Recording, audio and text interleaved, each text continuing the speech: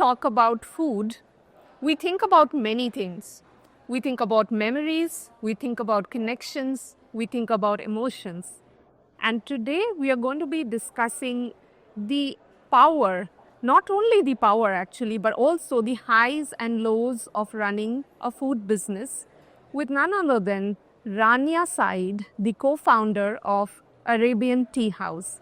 Rania, thank you so much for joining me on Retail ME TV. It's such a pleasure. It's a pleasure to be with Retail Me. We have a history of interviews and awards and everything. I'm really glad to be here. So nice to have you here. Like I was saying, that food is a lot to do about emotions, a lot to do about memories. Shall we take that as our starting point? What is your earliest memory of food, gathering around food? What exactly inspired you to become a foodpreneur? Well, food is a culture. You cannot go to a culture and you don't try the foods. So people actually express their culture through the culinary cuisine that they had. So when you go and travel and you go to a country, the first thing that you think of is, let me try what do they eat. You want to experience the culture through food. Yes. And from this point, we started the idea behind Arabian Tea House that we started like 20 years ago or more. And when we started, nobody was really into the idea of us starting an Emirati cuisine. And they were like telling me, who will go to eat the same food that we eat at home? It's like a lot of people would like to know what we eat at home. You know, it's like, okay, you're so used to it. Yeah. But other people would love to explore it because we travel a lot as a family. And my husband, Ali Rais, used to work in aviation. And we travel the world, and everywhere we go, we try their food. So it's like, why not? We tried the food, the UAE food, and we started from there, the journey of Arabian Tea House. And for me, food is a passion. You know, I am very passionate about. Which is so evident, right, Rania? But tell me, you started Arabian Tea House in whatever form you started, which was more than 2 decades ago. Was it a culturally acceptable thing to do? Like, you encountered questions, who would eat our food? Who would eat the food that we eat at home? Many people, right now. And you've gone on global shows and people want to know what Emirati cuisine is all about. But back then, was it as culturally acceptable as it is today? Culturally, it was, the people were reluctant because they were saying, okay, it's good to have a cafe, modern. Why would you do something really authentic and traditional?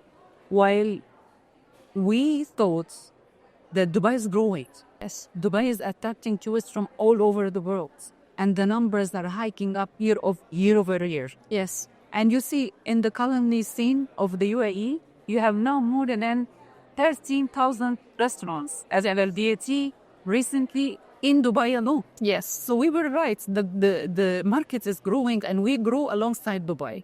Yeah. So the idea behind Arabian Tea House to showcase the culture and the authenticity of the food and what do Emiratis eat at home. And by the way, we took the recipes also from home. So we took the recipes, the homemade recipes, he worked on it. It was challenging. It was very challenging because nothing was commercialized. We were the pioneers and there was no reference.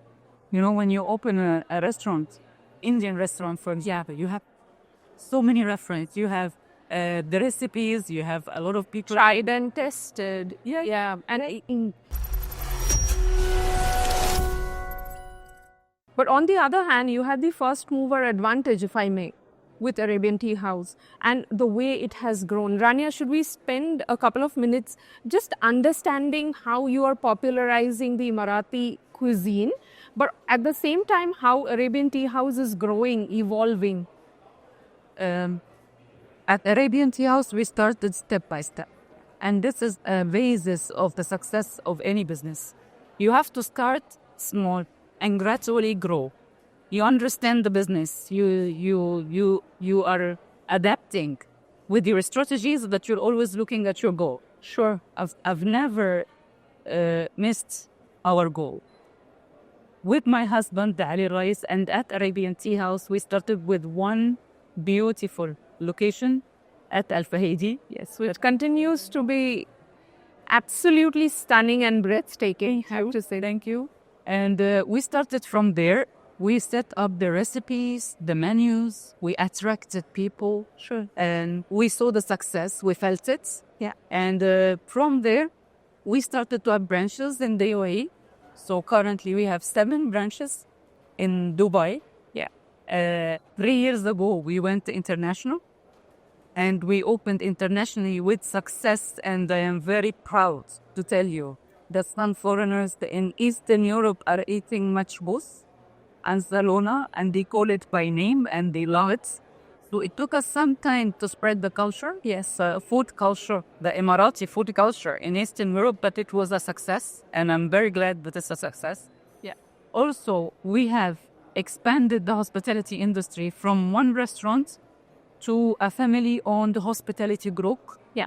Where we own now 9 restaurants and a boutique hotel, Arabian Boutique Hotel. And this is the first very small family-managed Emirati boutique hotel with 20 rooms. And also encouraging the food culture to be organic and healthy, and with the movement of everything that you see around with the sustainability. We were trying to close the loop of the supply chain management by having Arabian Farm House, which is located in Dubai, and we have our own farms.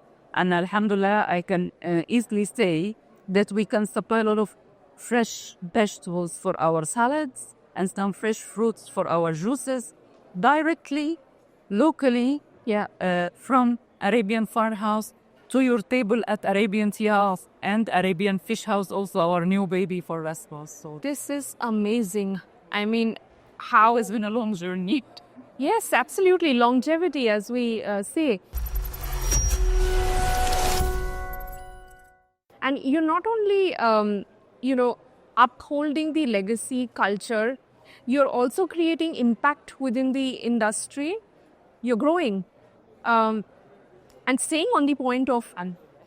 Yes, absolutely. May there be more growth. May you reach more tables. May you feed more people. That's my wish. You see, I always wish to feed more people. Apple, you want to feed us, and you're not eating. And I was like, no, you have to eat with them. Yes. And that's what we call longevity, Rania.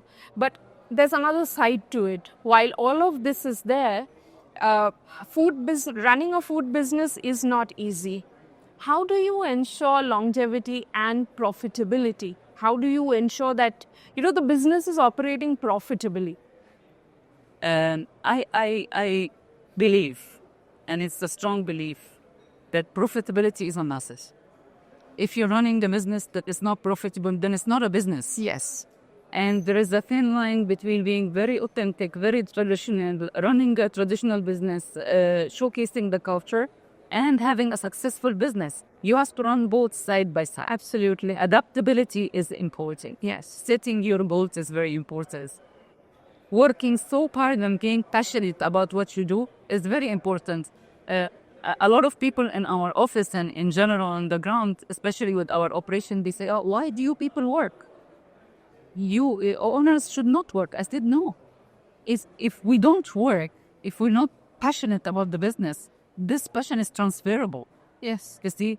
So the longevity lies under the continuity, under the passion for the business, and that you're always consistency. Like you see a lot of the food and beverage outlets, they open and close. Yes, because the churn is very high. It is glamorous. Yes. It looks glamorous for the outside and very painful from the... Yeah, you just have to scratch the surface to understand. You have to be very patient with the business. Yes. Very patient.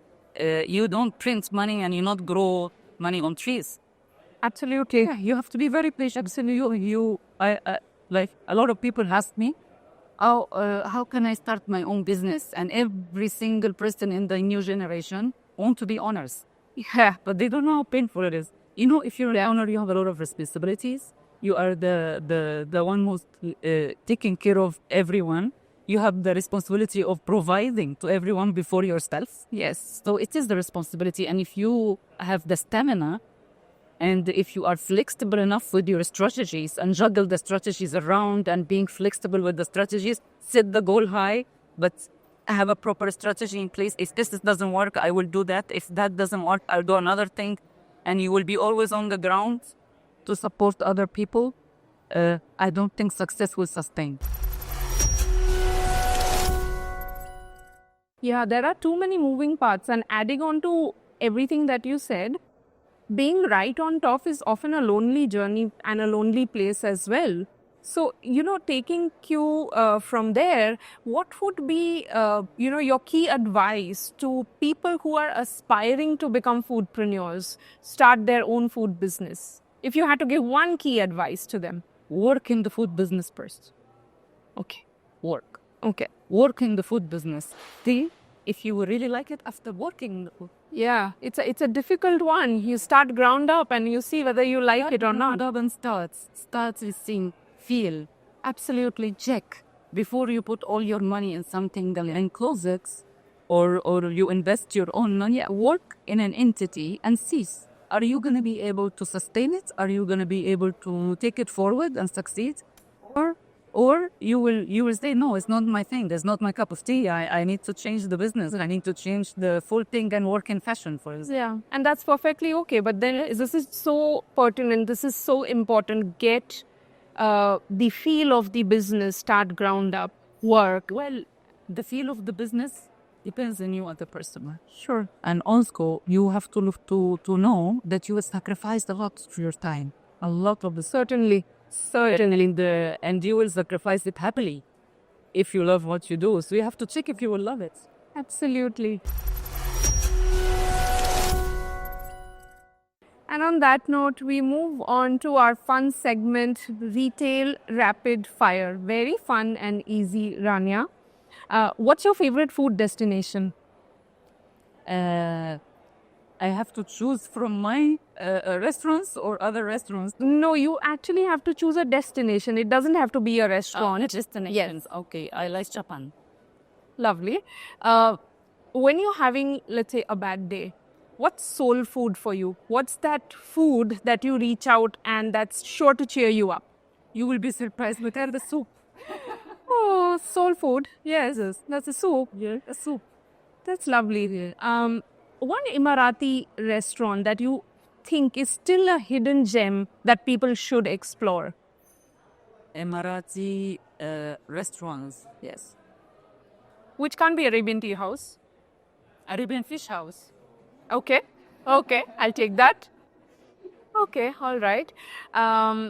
If you had to choose one restaurant, and it doesn't have to be within the UAE, it can be anywhere in the world, where you would really like to dine, where would it be? Where? London. And any restaurant in mind? I don't remember the name, but I know that it's a Persian restaurant in London, very famous. How fascinating. Yeah. And my last question, Rania. If you had a magic wand of sorts and you could change one thing about Arabian Tea House, what would it be? Me. I would change that because I'm so passionate about it. And the people are telling me you should not fall in love with the business. But it is what it is because of you and the passion, right? I have sometimes you have to actually step back. Yes, that's it, like little bit. And let it run. You have to step. Delegation, yeah, key. But sometimes I'm like, okay, I'm sure some of my teams are laughing here at the background because I delegate, but then I will check. Well, I mean, that's why, as I said before, Arabian Tea House is what it is because of that, I guess. Thank you so much for joining me on Retail ME TV. It was so much fun chatting with you, Rania. Thank you. Thank you.